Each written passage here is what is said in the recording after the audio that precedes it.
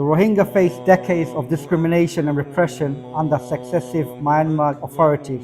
For 19 months, there has been a brutal power struggle between the army and the RSF. War in Yemen has killed 377,000 people. I could talk about Congo, I could talk about issues in Libya, I could talk about the Uyghurs in China, and now the renewal of fighting that is happening in Syria. أعوذ بالله من الشيطان الرجيم بسم الله الرحمن الرحيم إن الحمد لله نحمده ونستعينه ونستغفره ونعوذ بالله من شرور أنفسنا ومن سيئات أعمالنا من يهد الله فلا مضل له ومن يضلل فلا هادي له وأشهد أن لا إله إلا الله وحده لا شريك له وأشهد أن محمدا عبده ورسوله السلام عليكم ورحمة الله وبركاته. The topic today is the global Ummah in crisis. We are living in times where this Ummah is facing many persecution, oppression, violence, murder, genocide all over the world, not only in Palestine. So the focus of today's Global Ummah in Crisis is to talk about other crises around the world which might not be getting the same headlines as the mainstream, some of them at the moment. So let me begin. The Rohingya Muslims. The Rohingya, for those that know, are an ethnic group that we are majority Muslim who have lived for centuries in the Buddhist country of Myanmar, formerly known as Burma. The Rohingya faced decades of discrimination and repression under successive Myanmar authorities, and they were denied citizenship in 1982. They are one of the largest stateless populations in the world. About 1 million Rohingya are currently living in overcrowded camps in Bangladesh. Most of them fled Myanmar in 2017 to escape the military crimes against humanity and possible genocide.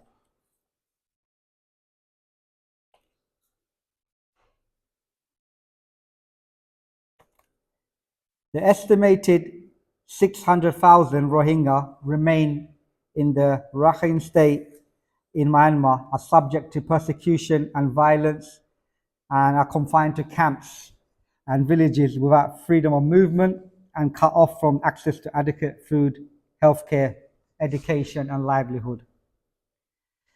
Described by UN Secretary General Antonio Guterres as one of, if not the most discriminated people in the world. If you've been following what's been happening recently, the recent escalation in Myanmar's Rakhine state started in November 2023 with the launch of the rebel counteroffensive by the Arakan army and two other armed groups that have posed the biggest threat to the military since the 2021 coup. Myanmar's military has responded by stepping up indiscriminate airstrikes that have killed, injured, and displaced civilians.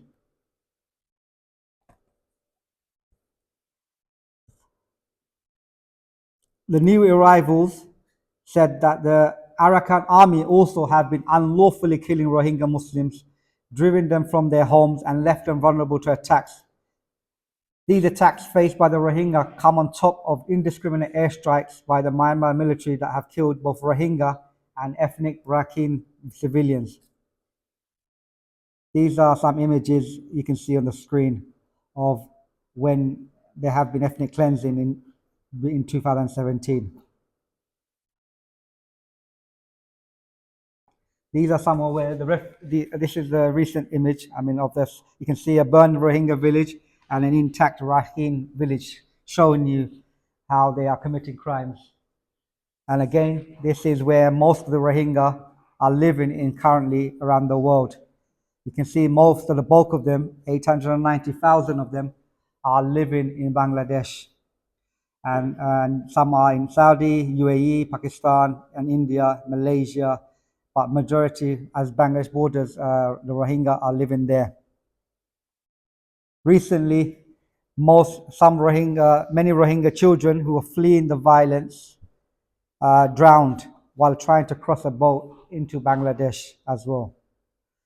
So that is the state of the Rohingya. They live in many big camps in Bangladesh and are stateless and cannot go back. And the ones that remain in there are caught up in a war among the free armies that are fighting the Myanmar junta that is trying to keep hold of power.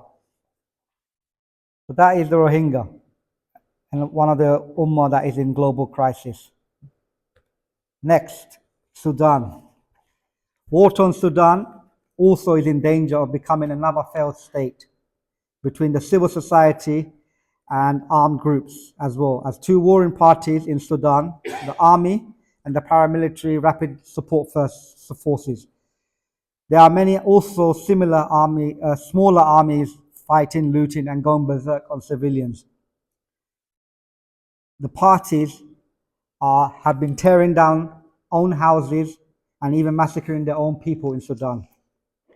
For 19 months, there has been a brutal power struggle between the army and the RSF that has forced more than 10 million people to flee their homes and push the country to the brink of starvation. Women and girls are subject to conflict-related violence. Impunity remained at the heart of the conflict, and violations and abuses have been recorded.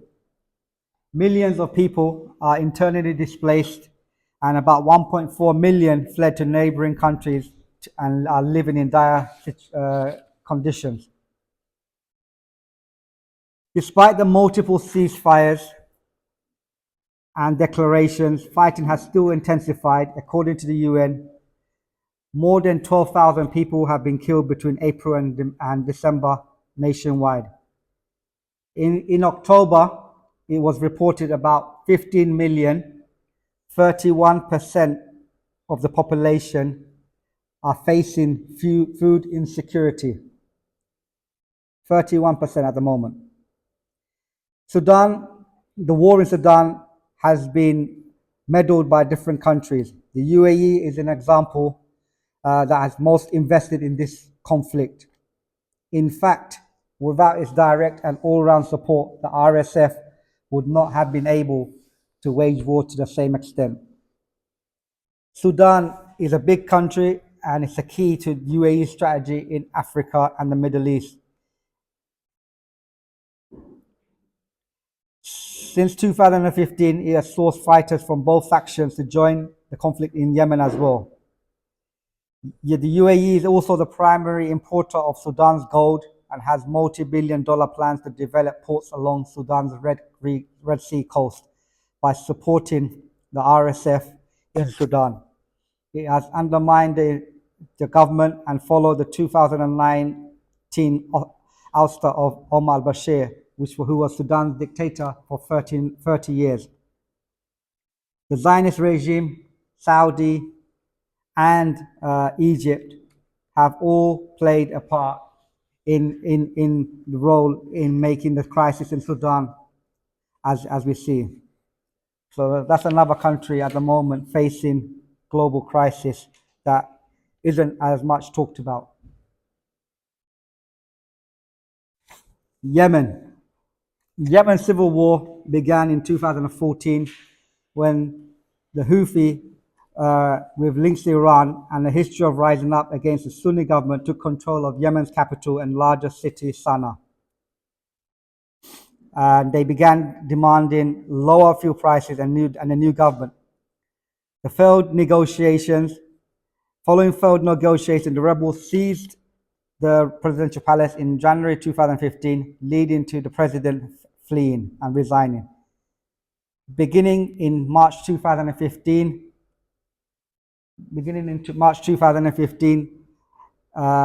coalition of Gulf states led by Saudi Arabia launched a campaign of economic isolation and airstrikes against the Houthi insurgents with US logistical and intelligence support. Saudi Arabia and the UAE also led an unrelenting air campaign with their coalition carrying out over 20,000 25,000 airstrikes. These strikes have caused over 19,000 civilian casualties from 2021 to 2022. The Houthis continue to launch several rounds of missiles and drones until it officially entered the war to support the Palestinians in the Gaza Strip on the October 31st. The Houthis have hijacked commercial shipping in the Red Sea and have since attacked at least 33 others with drones and missile speedboats as of late January 2024.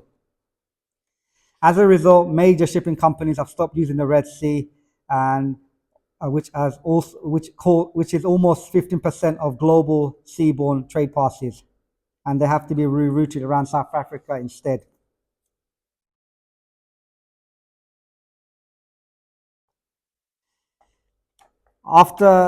In recent times, the UN has estimated that the war in Yemen has killed 377,000 people by the end of 2021 through direct and indirect causes. Over 150,000 of these deaths were a direct result of the armed conflict, while far more have died due to hunger and disease as a result of the humanitarian crisis caused by the war. Nearly 15,000 civilians have been killed by direct military action, most of them in airstrikes led by the Saudi coalition. And that's a graphic to show the population of 30 million in Yemen. 20 million need humanitarian assistance. 14.5 million do not have enough food, and 4 million have been displaced. That's another country at the moment in crisis, which has gone off the radar of the news at the moment. And lastly, I want to talk about India and Kashmir as well.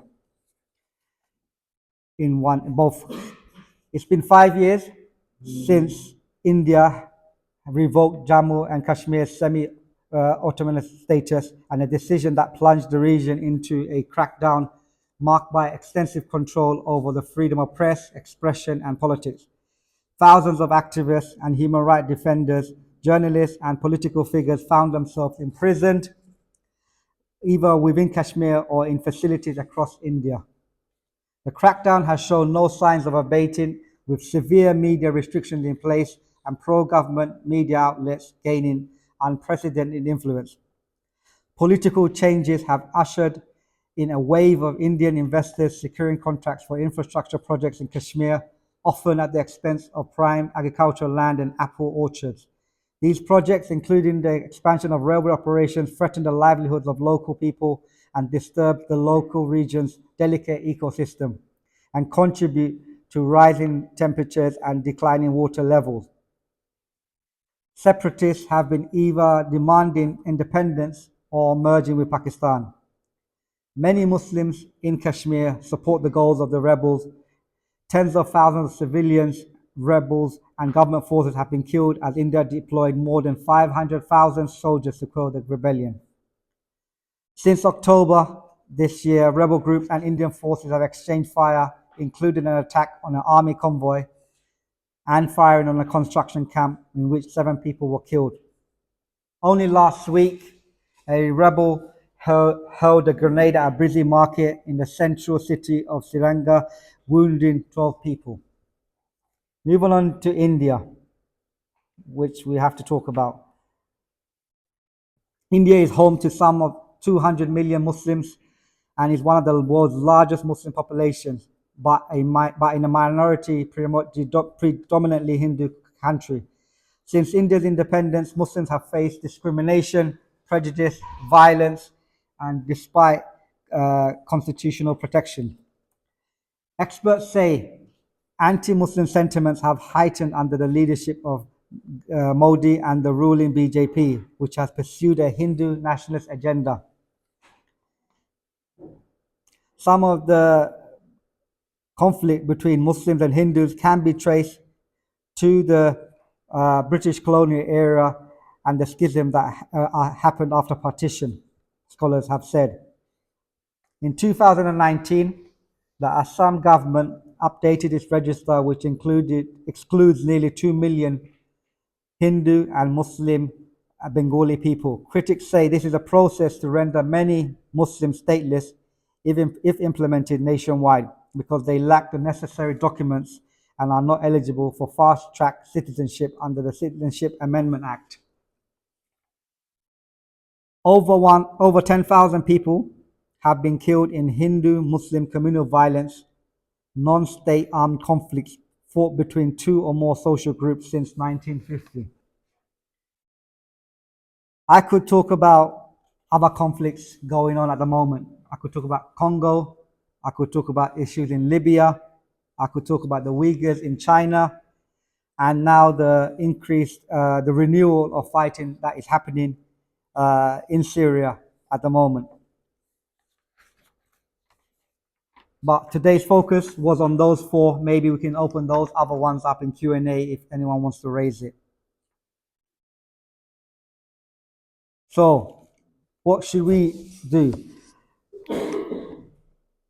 We as Muslims, we care for the Ummah.